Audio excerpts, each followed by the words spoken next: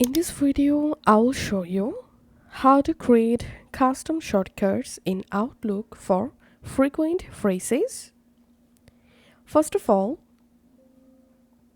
click on File and click on Options, and here select Mail, and now under Compose Messages, here click on Spelling and Autocorrect, and here click on Autocorrect Options,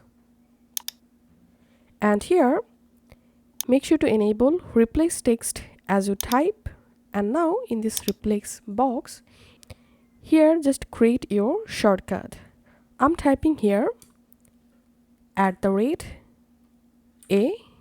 and now replace with, in this box you have to write your text. So I'm typing here hello,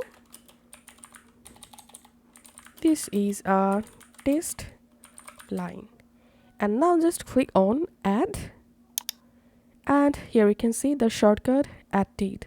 Now click on OK, OK, OK. Now let's check it out. I'm composing a new email, and I'm clicking on this message body, and now just put the cursor into the place where you want to insert a line using the shortcut you just created. So my shortcut was @A.